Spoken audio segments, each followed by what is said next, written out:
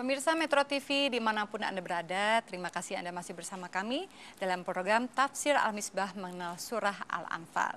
Silakan dilanjutkan Pak, kalau tidak salah kita sudah mulai masuk ayat 14 ya. Iya, kita tadi sudah berbicara tentang ayat 15 ya. 15. Kalau kamu bertemu dalam peperangan dengan orang-orang kafir, walaupun dia banyak, jangan membelakangi mereka, jangan lari, atau walaupun kamu lemah, jangan lari. Baru ayat berikutnya ini menyatakan, siapa yang lari, siapa yang membelakangi mereka, kecuali orang mutaharrifan liqital, berbalik untuk siasat perang. Dia balik, mundur untuk menyerang, atau berbalik untuk bergabung dengan kelompok lain. Siapa yang menyerah lari dari peperangan, kecuali dalam keadaan ini, maka orang yang lari bukan untuk tujuan bergabung dan sebagainya, itu akan memperoleh murka Allah. Dan tempatnya adalah neraka jahanam, itu adalah tempat yang seburuk-buruknya. Saya lanjutkan lagi sedikit, kita sampai ayat ini. Waktu perang Badar, 313 Nabi ambil pasir atau batu-batu kecil. Dia lemparkan kepada kaum musyrik yang 1000. Semuanya kena.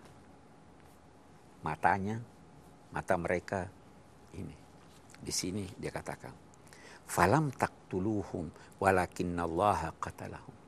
Hei, kalian tidak membunuh mereka, tetapi Allah yang membunuh mereka.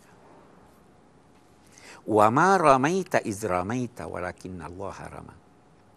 Ketika engkau melempar, wahai Nabi Muhammad, bukan engkau yang melempar, tapi Allah yang melempar. Lihat keterlibatan Tuhan ya. Wal yubliyal mu'minina minhu bala'an hasan. Saya ingin berhenti dulu sedikit. Itu menurut logika akal. Tidak bisa dua hal yang bertolak belakang terjadi dalam saat yang sama.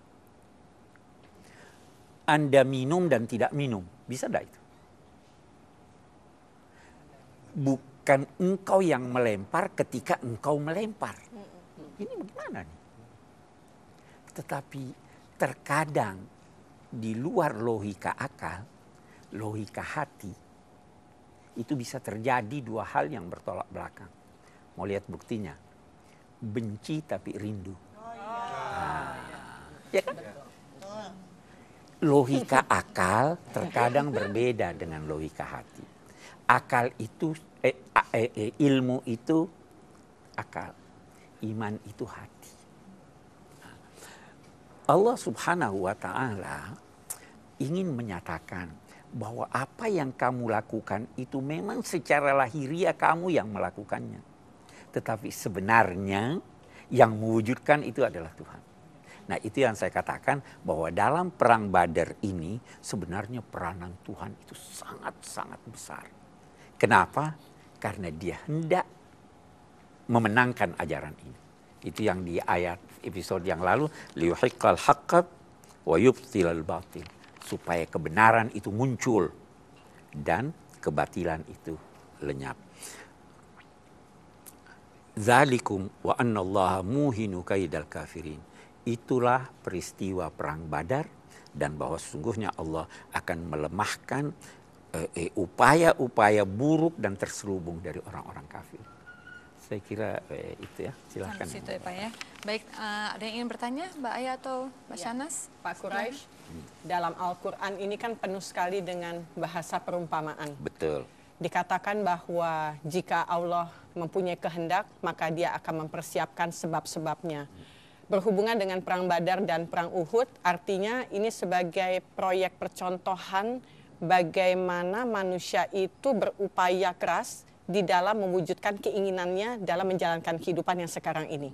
Ini sebetulnya proyek percontohan apa yang perlu untuk dilihat daripada perumpamaan perang Badar dan juga perang Uhud yang perlu untuk kita sikapi dengan baik? Ya, bagus. Atau dengan kata lain, apa pelajaran yang harus kita tarik dari ini? Baik perang Badar maupun perang